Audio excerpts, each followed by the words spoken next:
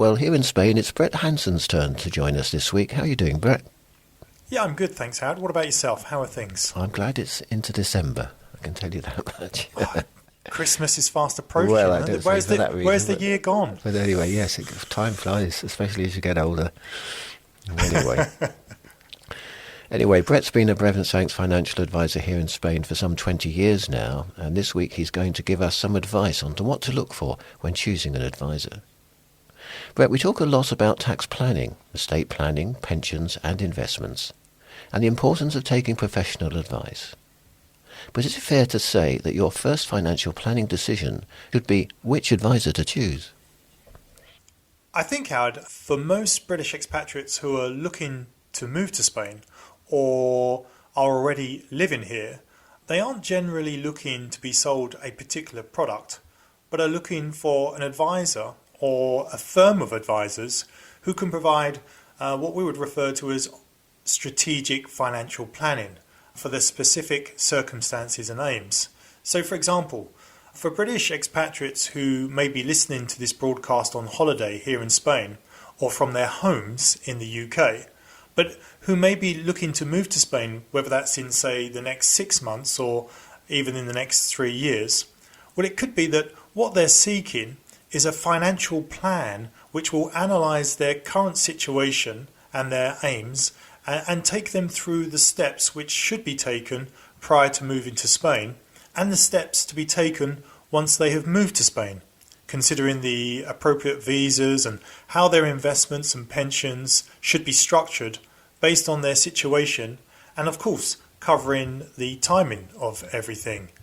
Such a plan, of course, would need to take into account their current tax situation in the UK, but also their future taxation in Spain. And so, in order to do all of this, you would really need an advisor or firm of advisors who can advise you both in the UK and in Spain, and who therefore have the specialists to be able to cover cross-border tax planning, pension and investment advice and estate planning in the two countries. It would also help, of course, if they have local advisors that you can see whilst you are in the UK, but more importantly, that they have local advisors to wherever you're going to live, in this case Spain, for the long term, so that you can receive ongoing advice.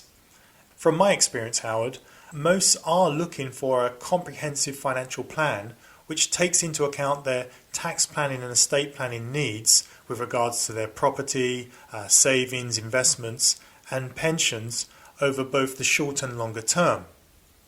They are also concerned about making the right provisions in order to ensure that on their death, their loved ones are left with their assets with the minimum of complication and taxes, particularly with regards to both Spanish and UK inheritance tax. And so the advisor or the firm of advisors you should choose should have the skills and technical support to be able to provide the solutions to investment, pensions, financial planning and estate planning needs. And whether you're moving to Spain or living here already, in both situations it's obviously important that any plan is specifically designed around your particular circumstances and objectives, and that this is then being regularly reviewed in order to ensure that this is kept up to date as circumstances change, as do the threats to our wealth, which include taxation, legislation, interest rates, inflation and asset volatility. Therefore, in order to have these regular reviews, you would probably want an advisory firm which will be around for the long term in order to provide ongoing advice to yourselves and, of course, to your loved ones once you've passed away. The ideal situation would therefore be for your advisor to live locally in Spain and be in a position to understand what it's like to live here and cope with the local bureaucracy, whilst having a deep understanding of the financial planning needs of expatriates here and to understand the tax regime at both the state and local level. They would need to be able to react quickly and help you make adjustments if your personal circumstances suddenly change or if there are reforms to local tax legislation. And this will always be easier to achieve if your advisor is local to you, and should they be away or ill, that they are supported or work with other advisors who can assist you. And so the size of the firm, even at a local level, is important over the longer term. And of course, your advisors should have suitable high-level professional qualifications and follow what is referred to as continuing personal development practices to ensure that their advice is always up to date. Let's look at some of these elements that people need to consider when choosing an advisor. Many British expatriates will have a UK advisor who they've been dealing with for some time. But what are the advantages of finding a locally based advisor that they're now not living in the UK? I think using a locally based advisor is very important, Howard. I can totally understand residents living here or wishing to move to here and wanting to retain their UK advisor who may have provided them with very good advice over many years and may have developed a close relationship with, perhaps even becoming good friends. But putting to one side regulation for the moment with regards to Brexit and the fact that UK advisors are in most cases no longer able to advise residents of Europe, it's unlikely that a UK advisor who lives in the UK and will have the majority of their clients in the UK will have a thorough understanding of the taxation rules in Spain and keep up with the changes. Not just on a national level here, Howard, but also on a local level, bearing in mind that there are 17 autonomous regions in Spain, each with their own variations with regards to tax and inheritance rules. The tax rules in Spain, Howard, are very different to the rules in the UK, and in the same way, I wouldn't even consider providing estate, investment or pension planning to, say, someone living in Brazil, because I don't live in that country, and nor do I provide advice on a daily basis in that country or have any means to keep up to date with the rules. But I just think that it will be too difficult for a UK advisor to know the ins and outs of the Spanish, for example, inheritance tax rules and Spanish succession laws and keep up to date with those changes.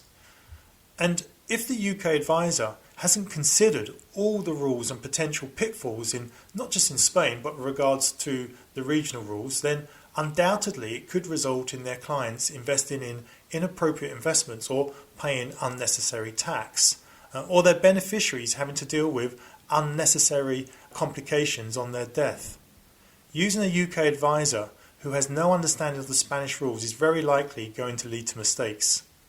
At the same time, a local advisor who is regulated to provide advice in that country and who has experience with dealing with similar clients will be on hand to help their clients whenever the need arises. Does the size of the advisory firm make a difference? I believe so, Howard. So, for example, at Blevins Franks, we're committed to providing all of our UK and EU-based clients with a high-quality local service, which means that across the company in the various regions of the European countries we work in, we have partners, private client managers, paraplanners and administration support all working together in our local offices. Our partners and private client managers are highly experienced and fully qualified and regulated to provide British expatriates holistic advice, covering financial and estate planning and investment and pension advice. As our regular listeners will know, Howard, I've often spoken about the importance of regular reviews and the fact that at Blevins Franks we employ private client managers whose sole job is to ensure that all our clients' portfolios, objectives, circumstances and tax situation are reviewed each year, and this shows our commitment to our existing clients.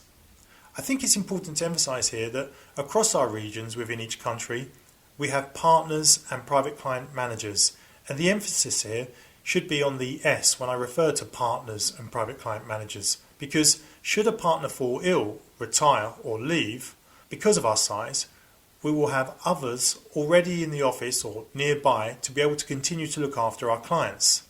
And as the firm continues to grow, so we are continuing to take on more partners and private client managers across our offices in Europe. And on that, all of our local offices are supported by our administration centre, client services and trust departments in Malta. We have our tax advisory team in London, which has a number of specialist tax advisors providing our clients with cross-border tax advice and keeping our partners and private client managers up to date with any tax or regulatory changes at both the state and local level. We also have our pension specialists, Howard, which are in both Malta and London, who are qualified to give pension advice. And then we have our investment committee, which is international and is supported by our investment services team.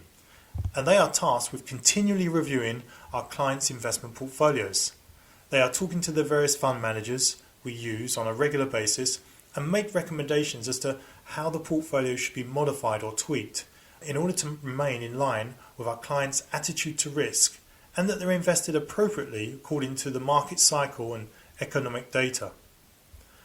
Our size also means, Howard, that we have access to some of the best lawyers available in our respective countries. And so, for example, where we were able to plan for Brexit for some time and we were well prepared so that once Brexit had happened, we were able to continue to advise our clients without interruption. So when we are being approached by expatriates who are wondering what to do now that their UK financial institution has withdrawn a service, we're pleased to be able to say that we are fully authorised to work in the EU and provide regulated advice on their savings, investments and pensions. What about how long the firm has been operating and advising expatriates here? Yeah, I do think this is an important consideration. And I would say that in the same way you would probably want a knowledgeable, qualified and experienced doctor to look after your health, likewise, you would want a wealth management firm which has had a solid history advising people in a similar situation on your wealth. We are obviously not the only advisors available in Spain, but at Blevins Franks we have been advising UK nationals in Europe for nearly 50 years and advising British expatriates in Spain since around 1988.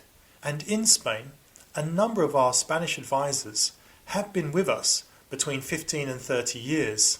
I think such longevity does help to provide peace of mind, not only that the firm is very experienced, but also that it will be around for the long term and will be able to advise our clients and their families for however long they need us.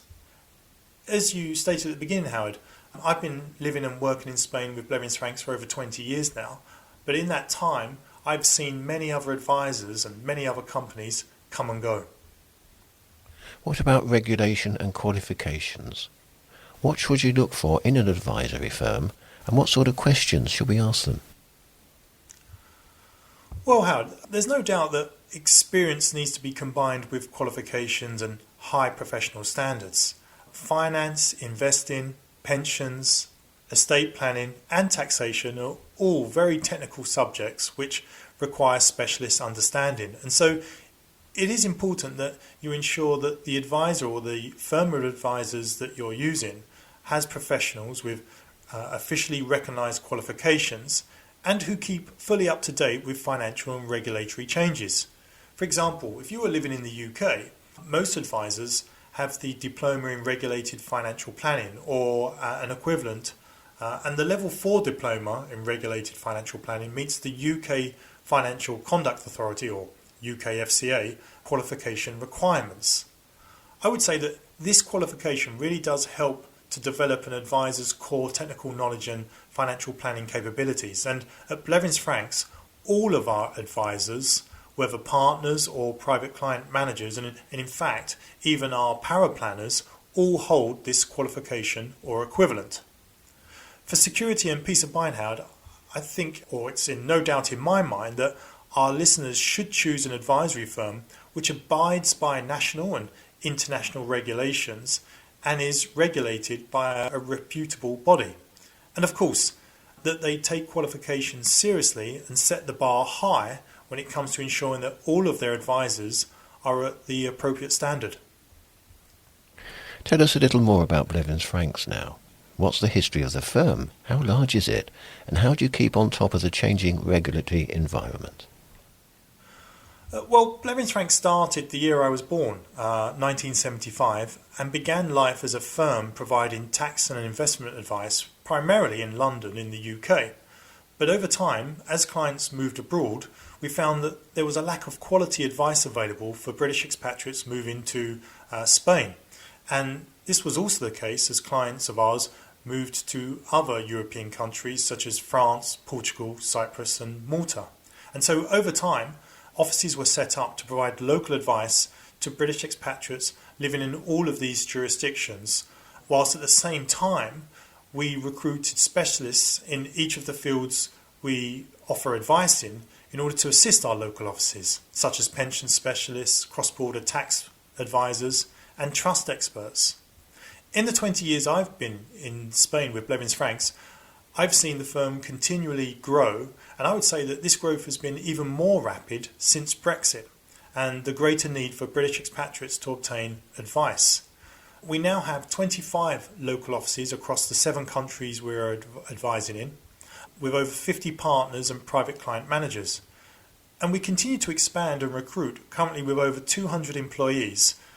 We have around 3 billion euros of funds under our advice and are advising around 5,000 families across Europe. Keeping on top of the changing regulatory environment isn't easy, Howard, in that we have to not only keep up with the regulatory requirements in the UK, but in each of the countries we're working in. And so in addition to increasing the number of partners, private client managers and administration support, we also need to have access to good lawyers and an ever-growing compliance department who have their fingers on the pulses in each of the jurisdictions we work in and who keeps up to date with the many regulatory changes which seem to come in regularly across Europe.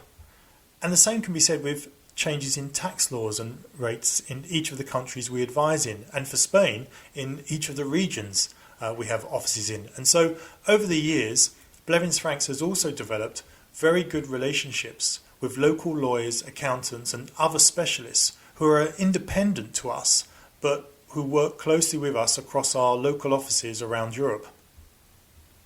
Finally, what services does Blevins Franks offer and what makes them different from other advisory firms? Well, this is a good question, Howard. I would say that what makes us different from other firms is the fact that we can provide all of the things that we have talked about today. We can provide cross-border tax advice for British expatriates currently living in the UK but are looking to move to Spain, or are currently living in Spain but want to move back to the UK. And that via our local offices we have highly experienced and fully qualified and regulated partners who can provide strategic financial planning incorporating tax and estate planning and investment and pension advice for British expatriates living in Spain. And because of our size and history, these partners are supported centrally by a number of specialist departments who provide additional value to our clients in these areas. In our local offices, we've employed private client managers who are here to ensure that our clients receive regular reviews, and with the support of our administration departments, both centrally and locally, we're all here to ensure that our clients are looked after and continue to have peace of mind. Very interesting. Thank you very much for bringing us up to date on that, Brett. We'll talk again in a fortnight. Thanks, Howard. Nice talking to you. Take care now.